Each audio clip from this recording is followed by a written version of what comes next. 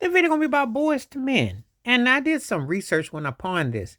They are in the vocal group Hall of Fame, the R&B Hall of Fame, and they got a star on the Walk of Fame.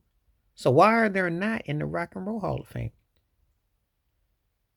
As I do this video, and it is the dawn of a new year, they were dominating 30 years ago. You look on the charts, their second album was huge. As a matter of fact, the only act that was hotter than them as far as sales and everything was Garth Brooks. That's how big they were. They were huge. They had songs all over the charts. First two records, two and a half. If you include the Christmas record they did with Brian McKnight, Let It Snow, and then you know this huge, huge. You put them on soundtracks, huge. They just had impact. They couldn't go nowhere. So I asked the question now. They're more than past the time of allotment has passed. Why aren't they Hall of Fame worthy? We go back 30 years ago with their dominance and their impact. Why aren't they?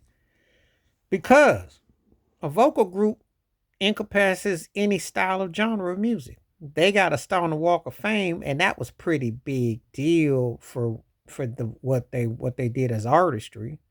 So why aren't they in the Rock and Roll Hall of Fame? I don't want to hear this mess about well it's rock or what have you, because pop. Everybody gets in some form of capacity. Yes, you do.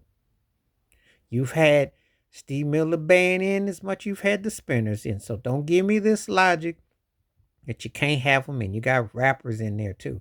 You're going to tell me that they should have to play second fiddle to some of the rappers who got in who came out thereafter them? Tell me that with a straight face. Because there's no way that Eminem, for instance, should get in before Boyz II Men. Same era, same decade by some years, but impact nevertheless. So make it make sense. Because they debuted number one in pop simultaneously, had big records, big songs.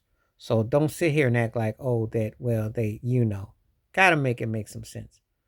And their impact um is there. Now, regardless of how you feel about their material, do you think it's Hall of Fame material? That's subjective. But these are so-called prestigious awards and places are comical because they got so-called criteria, but yet all acts who usually hit have to have crazy popularity in some form of capacity. They don't just let you in because you are anti-establishment, it's because they have to have a criteria to let you in. So I'm just laughing and tripping when I see that, I'm like, well, they got these credentials. They got a vocal group Hall of Fame they've been into. They got a star on the Walk of Fame, the R&B Hall of Fame. Why can't the Rock and Roll Hall of Fame acknowledge them? What is the problem? They impact on charts. They impact on songs. They impact on touring. So what's the problem?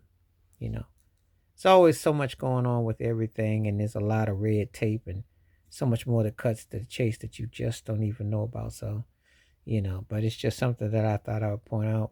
That it's kind of strange that no one ever talks about it. And those cats been around well over 30 plus years. As a matter of fact, yeah, that's about 35 years when you put Motown Philly, when you put that all together when they came out. You know what else they gotta do?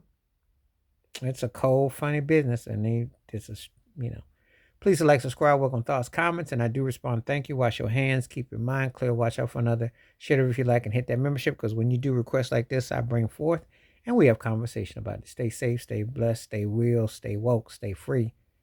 And if you want to start questioning why Boyz II Men isn't in it, I ain't got no problem with it, because I think they should be in the Hall of Fame when you consider the success they had, the dominance they had. And they were bigger than Jodeci, who I might have liked better, but can't deny they made Babyface a household name, songwriting and production for End of the Road and I'll Make Love to You. So they had big hits across the board. I don't know, you tell me. Let's do.